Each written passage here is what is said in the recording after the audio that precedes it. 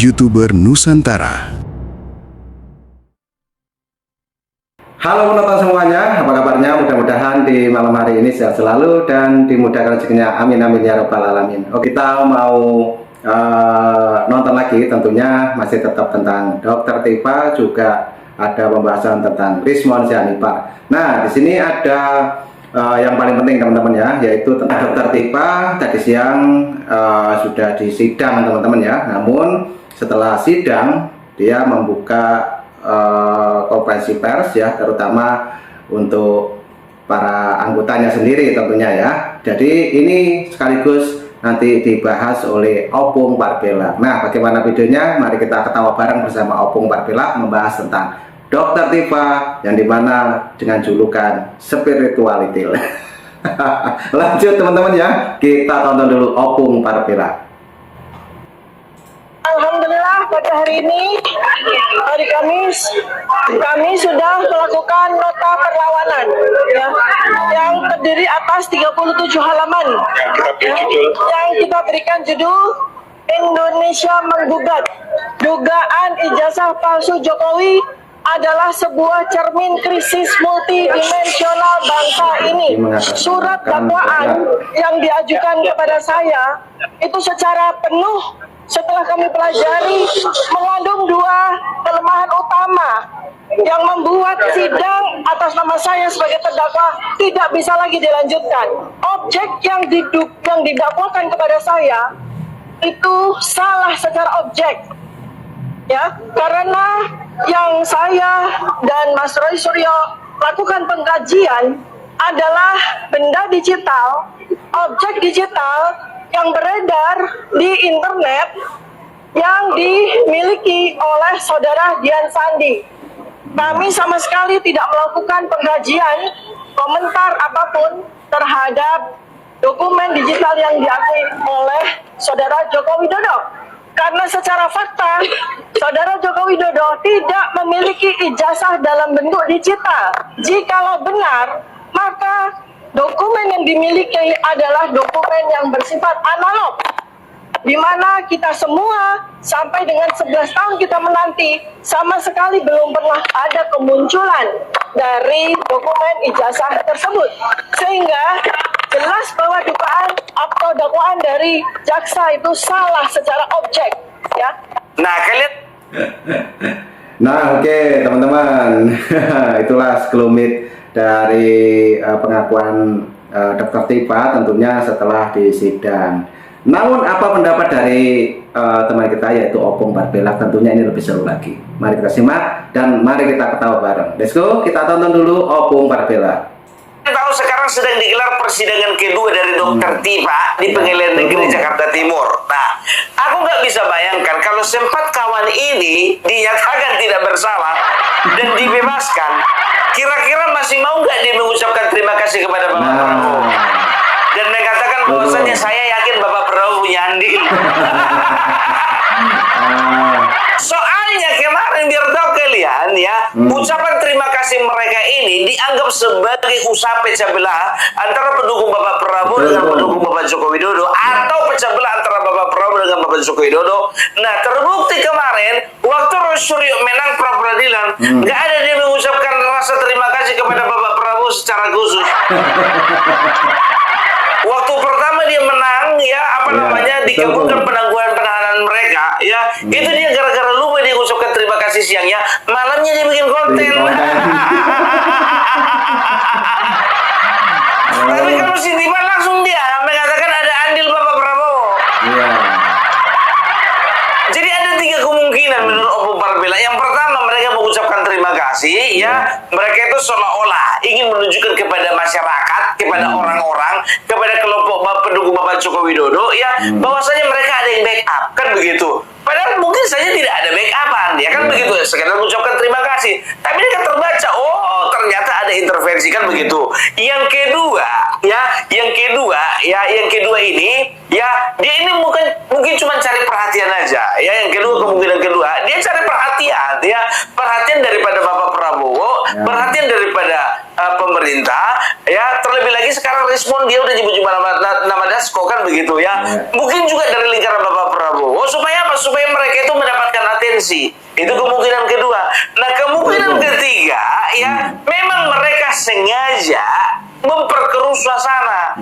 Jadi mereka ingin menciptakan suasana atau situasi di mana mereka ingin menunjukkan bahwa mereka mendukungkan Bapak Prabowo, ya, mendapat dukungan dari Bapak Prabowo. Mereka ingin menunjukkan kepada pendukung Joko Widodo, nih Bapak Prabowo ada campur tangan. Dari mana kita tahu? Dari kalimatnya Setima. Nah, ini yang harus kita waspadai. Kemungkinan ketiga ini ada upaya pecah belah antara Bapak Prabowo dengan Bapak Joko Widodo. Kita harus bijaksana ya, kita harus bijaksana, apalagi terhadap ahli spirituality ini. Tapi terbukti kemarin Roy Suryo ya nggak ucapin terima kasih lagi secara khusus, nggak bikin konten khusus lagi dia terima kasih kepada Bapak Prabowo, nggak ada lagi. Kita harus ingat akan ada upaya-upaya politik yang dibungkus dengan peristiwa hukum ya, yang ingin membuat kerusakan ya hubungan antara Bapak Prabowo dengan Bapak Joko Widodo lewat ijazah ini juga. Sangat. Oke, sabar Bung, sabar. Nah, itulah teman-teman ya. Jadi Opung saat ini membahas tentang Dr. Pipa, yang dimana Dr. Pipa masih mempunyai statement seperti itu dan langsung dibahas oleh Opung Parbela. Dan tentunya Opung juga menyebutkan spirituality. Aduh, ini parah ini Bung. Oke, lanjut Bung. Kita dengarkan lagi Opung Parbela. Kental Gerto kalian, sangat kental ini aroma politiknya, apalagi Rismond Gerto kalian kemarin dia membuka katanya ya, Refli Harun pernah menyatakan bahwasanya Refli Harun sudah kontak-kontakan sama Dasko, sehingga waktu penetapan tersangka kemarin mereka nggak ditahan. Nah, ini Rismond, hati-hati kok Rismond. Ya, Rismond ngomong seperti ini ya, aku bilang sama kalian, terserah, aku banyak yang japri sama Opung Parbela. Opung Parbela, kenapa kau begitu bencinya sama si Rismond? Kenapa sih gak percaya sama si Rismond? Ku bilang sama kalian, mau Egy Sujana, mau Damai Hari Lubis, mau Rismond, aku masih belum bisa percaya sama mereka. Begitu juga dengan ucapannya ini. Kan dia kan bilang cuma katanya, ya, gak pernah dia bilang menurut A1, saya punya rekamannya, nggak ada, ya.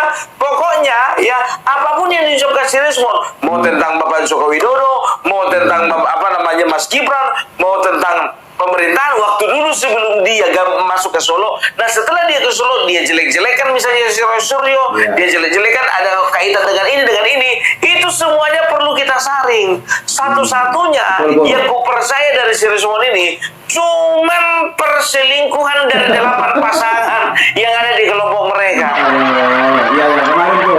Cuman persoalan selangkangan ini yang gue percaya.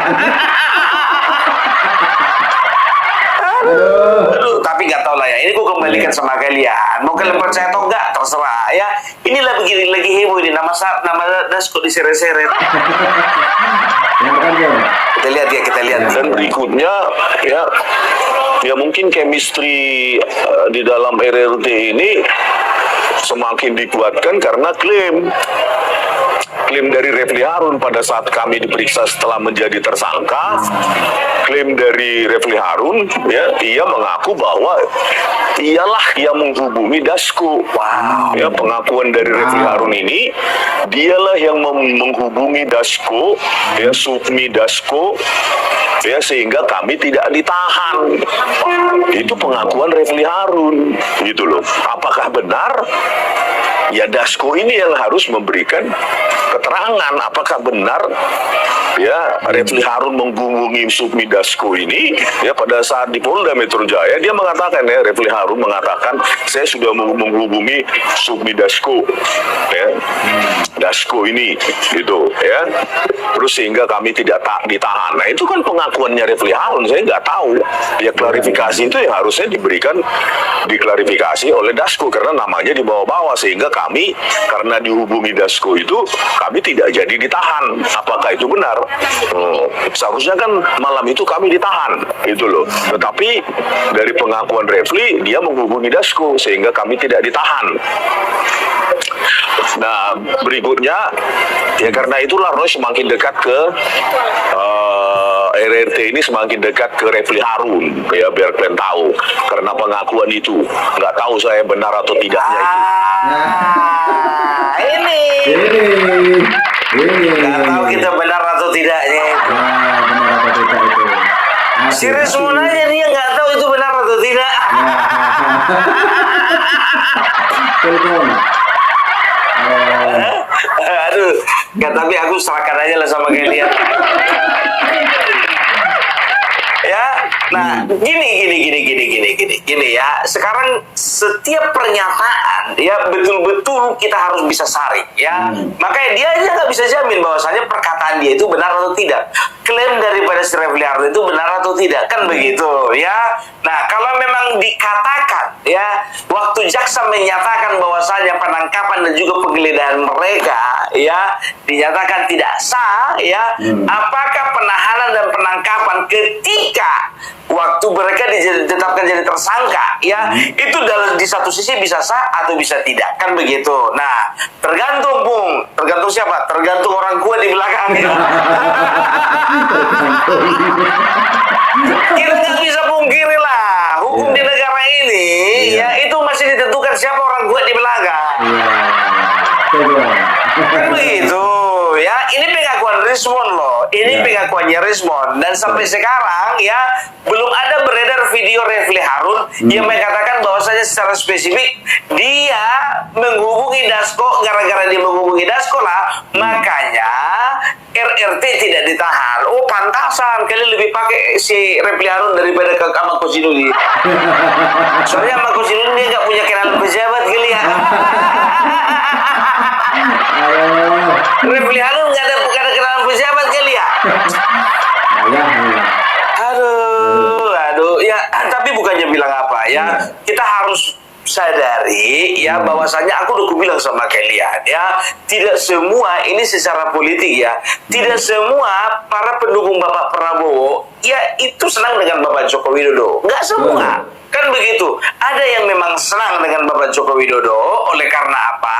Oleh karena berpasangannya Bapak Prabowo dengan Bapak Mas Gibran ya, inilah yang mensukseskan ketua umum mereka itu menjadi presiden, kan begitu. Nah, ada yang tidak senang dengan Bapak Joko Widodo karena apa? Ya, karena pengaruh Bapak Joko Widodo terhadap persepsi masyarakat saat ini. Masyarakat itu seolah-olah masih menganggap Bapak Presiden Joko Widodo itu masih punya kuasa gitu, padahal memang tidak sih sebetulnya. Kita bisa lihat bagaimana kecintaan masyarakat dengan datangnya masyarakat berbondong-bondong ke rumah beliau di Solo, dan juga ketika Bapak Joko Widodo mendatangi tempat-tempat ya, baik itu Lampung, nanti di Cirebon, nanti di Jawa Tengah, nanti di NTT, nanti di Manado, dimanapun itu ya, kita bisa lihat bagaimana animo masyarakat, kan begitu. Nah, pendukung Bapak Prabowo ini mungkin dia tidak suka Bapak Prabowo yang jadi presidennya, tapi yang dielu-elukan masyarakat, kenapa masih cuma Jokowi gitu loh.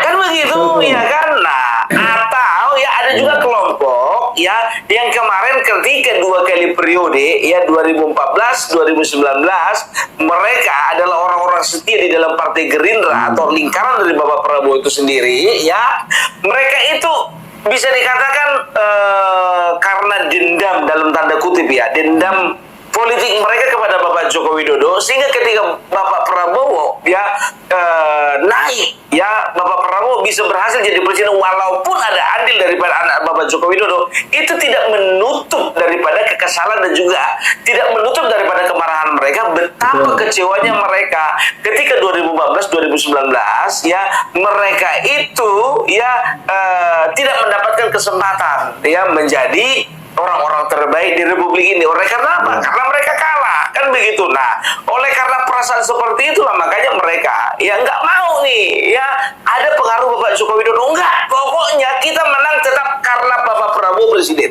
Mereka nggak terima. Banyak kelompok dari mereka yang menyangkal bahwasanya ada andil daripada Mas Gibran, kan begitu ya. Itu kelompok ini ada kelompok tertentu ini kalau aku melihatnya ya.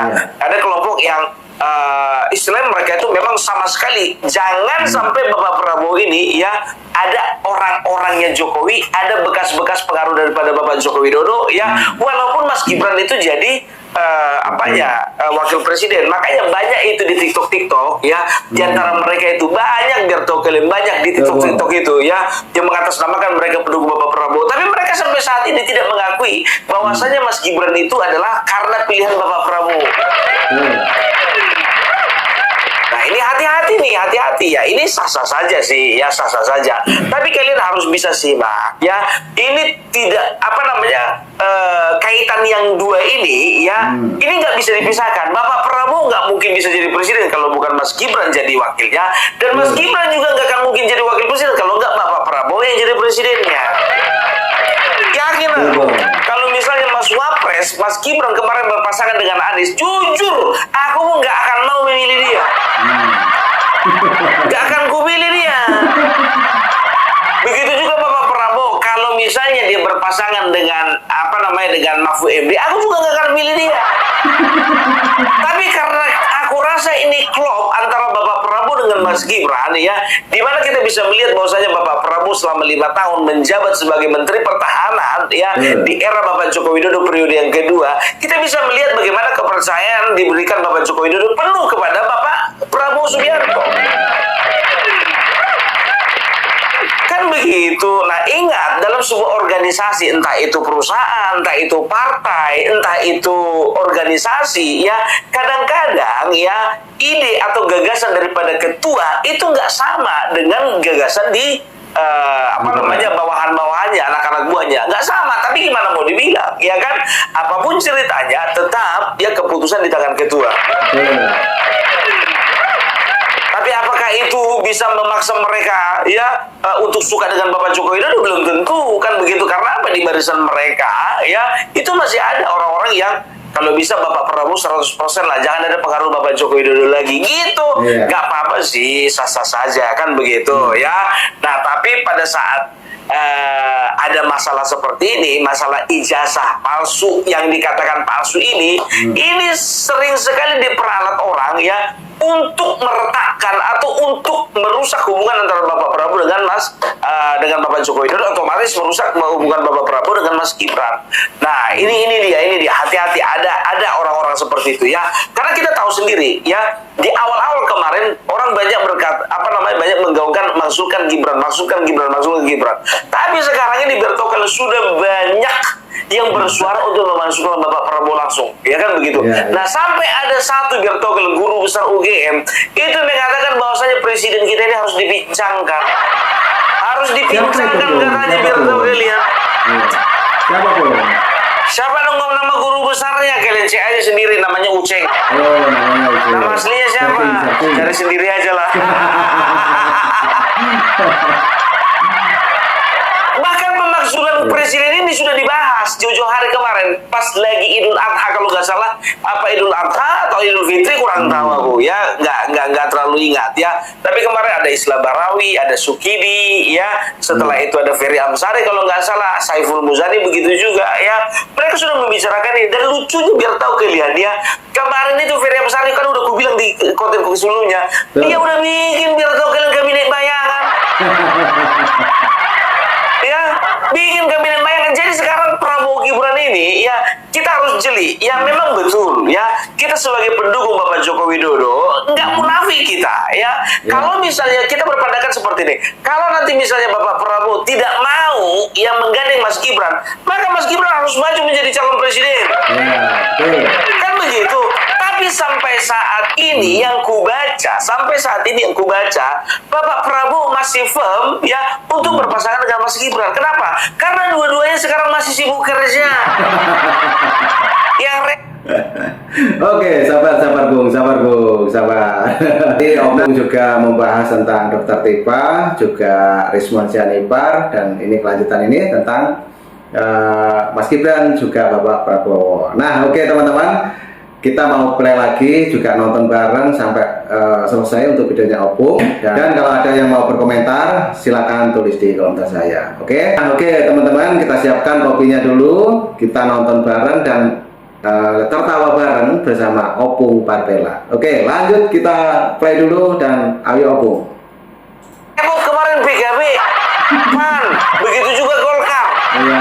Ingin mendorong ketua umumnya untuk menjadi wakil presiden 2029. Iya. Sedangkan Ferdinand Huta Heru juga mengatakan kemarin waktu dia masih di PDIP loh ya. Katanya Siapa sih itu, sekarang Bu? dia nggak lagi sih katanya. Dia sendiri mengatakan bahwasanya PDIP lah yang paling siap untuk untuk menjadi wakil presiden dari Bapak Prabowo 2029. Bilang aja, Iya. PDIP siap, yang paling siap ya. Kalau yang diajukan itu nama saya, gitu aja. Tenang aja. Aduh, begitu juga biar tahu kalian kemarin ya, salah satu politisi dari partai ya PDIP sendiri ya. Aku sebetulnya salah satu penggemar beliau, Bapak Siapa itu, Bu? Mr. Bambang Pacul Bambang juga Pacul. mengatakan nih ya, dia mengatakan bahwasanya apa yang terjadi di Papua ya itu semua tanggung jawab daripada wakil presiden ya kan begitu. Nah sekarang sih sudah mulai mengarah nih. Sekarang gini nih ya, semua yang terjadi di Papua itu semua tanggung jawab wakil presiden. Jadi nggak ada tanggung jawab presiden lagi. Ya, kalau bicara tentang keamanan sudah pasti tanggung jawab Panglima TNI dan juga tanggung jawab Kapolri kan begitu. Kenapa? Yang sekarang begini ya, kenapa masalah kekacauan itu ditimpakannya kepada Mas Gibran? Tapi kenapa kalau misalnya Mas Gibran ya sebagai secara undang-undang otonomi khusus Papua ya yang bertanggung jawab untuk kemajuan dan berkembangnya Papua itu adalah wakil presiden ya. Kenapa setiap kali beliau itu ingin menjajaki daerah-daerah di Papua? Kenapa dikomentari? Kita dengar. Kayak otonomi khusus pasti diberlakukan secara khusus. Nah kekhususannya itu sesungguhnya dalam undang-undang sudah ada. Itu menjadi tanggung jawab Wapres. Karena kekhususannya kan gitu loh. Jadi kalau hal-hal kayak begitu sebaiknya itu ditanyakan pada Wapres. Undang-undang itu. Nah, ini suara dari Bapak Bambang Pacul teman-teman ya. Kita play lagi, kita dengarkan. Otonominya begitu kok bunyinya. Otonominya khusus lah. Ya. Jadi apa-apa yang terjadi di sana ya jangan langsung dikomentari. Gitu loh. Kalau nanti dikomentari malah bikin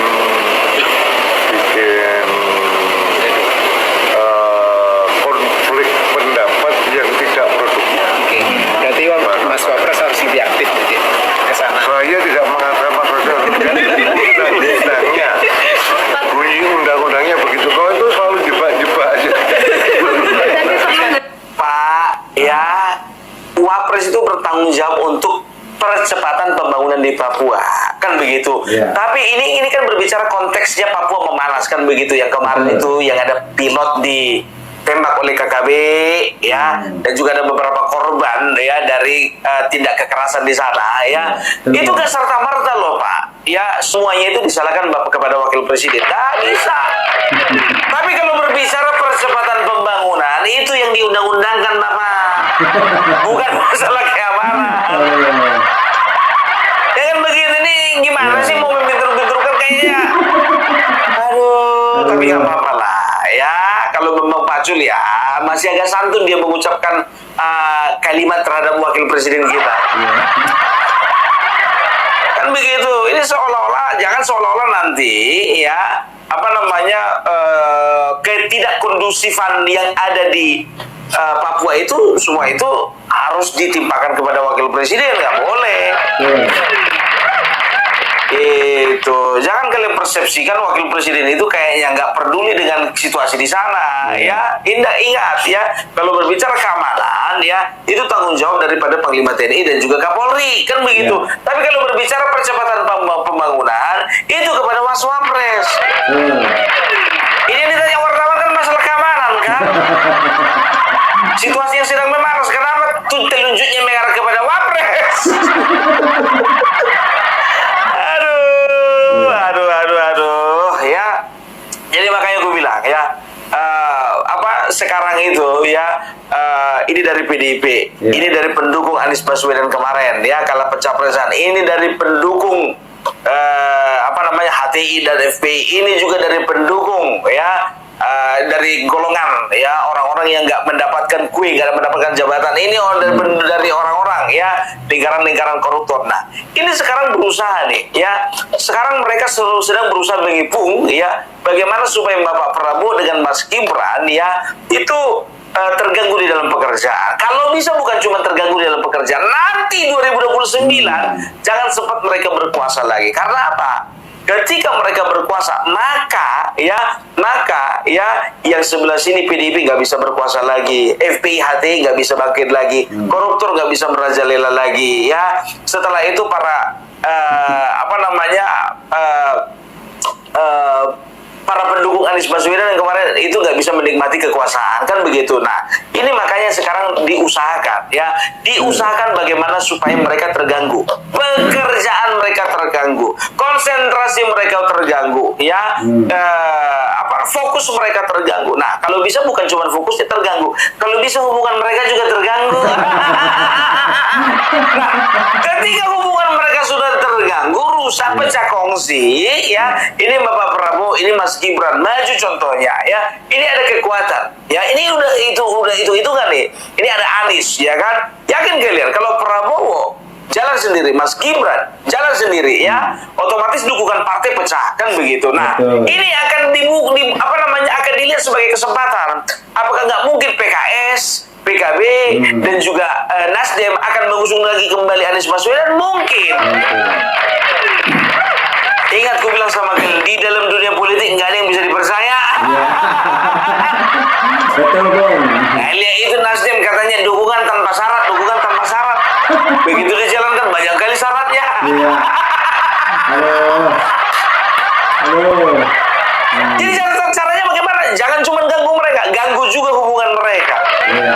Kalau udah rusak hubungan Bapak Prabowo dengan Mas Gibran, otomatis itu sudah rusak hubungan Bapak Prabowo dengan Bapak Joko Widodo. Nah, di sini Bapak Prabowo harus hati-hati, ya, harus hati-hati. Jangan terlalu banyak mendengar pembisik-pembisik, mau pembisik dari luar ataupun pembisik dari dalam. Karena apa? Pembisik dari dalam pun juga sebetulnya banyak yang nggak bisa dipercaya bisikan-bisikannya. Karena apa? Karena kelompok satu ada yang suka juga sama Bapak Prabowo, suka sama Joko Widodo. Kan gitu.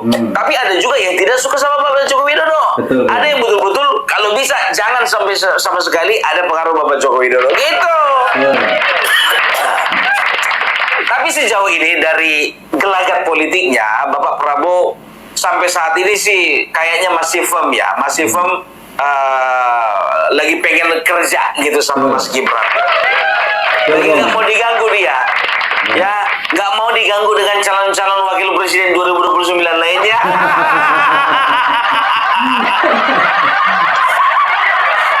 Apakah Mas Wakil Presiden, ya, Mas Gibran Raka Buming Raka, ya, kepengen banget jadi presiden 2029? Kayaknya enggak sih, ya. Ini juga terbaca nih, ada salah satu katanya orang pintar sih. Ya. Tapi ini kita ini intermezzo aja, ya. Ini intermezzo aja, ya. Selingan aja, ya. Ya, mau dipercaya mau tidak nggak apa-apa, terserah. Ini selingan aja. 100% Gibran gak akan nyapres di 2029. Ini rahasianya.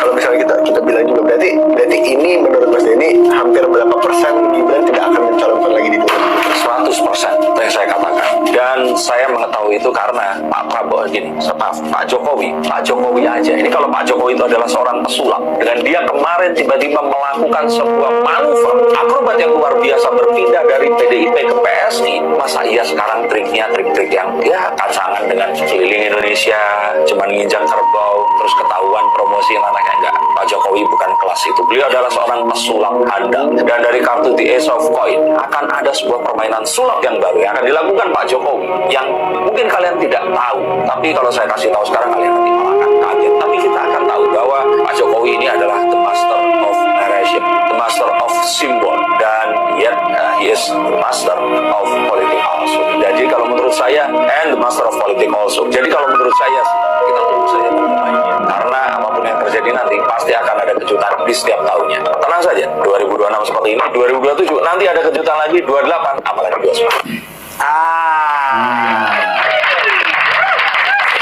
Kalau itu dari penerawangan dia, dari sudut pandang spiritual gitu, ya. Tapi kalau Bung Parbela juga kan Karena begini, kayaknya Mas Gibran ini juga merasa ya bahwasanya beliau itu ya punya pamor, Iya. tapi beliau perlu belajar lagi.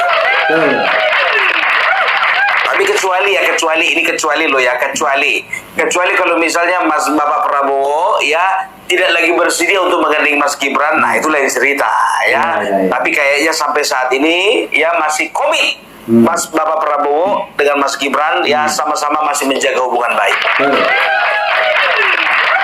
Ya, jadi berbagai macam usaha dilakukan ya, baik dari kubu PDIP, dari pendukung Anies, dari pendukung FPI, HTI, dari para koruptor ya, itu kayaknya nggak terlalu memberikan pengaruh yang signifikan. Oke? Jadi itu dari Opung Parapilak, salam NKRI harga mati. Oke, terima kasih Opung. Nah, itulah teman-teman ya. Jadi itulah tanggapan dari Opung mengenai yang pertama tadi tentang Dr. Tifa, juga diteruskan dengan menjawab dari statement dari Rismon Sianipar, dan tentunya tadi Opung juga panjang lebar mengulas kembali tentang Rismon Sianipar waktu Rismon tersebut masih tergabung dalam Rosuryo, teman-teman ya. Oke, tadi juga Opung panjang sekali membahas tentang masalah partai. Jadi mungkin teman-teman ada yang sepakat dengan obrolan Opung, yang mau berkomentar silakan tulis di komentar saya dan ambil hikmahnya teman-teman ya. Terima kasih semuanya. Mas Eki dari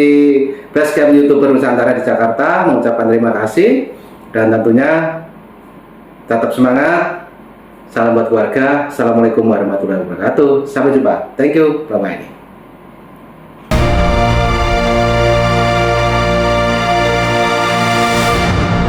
YouTuber Nusantara.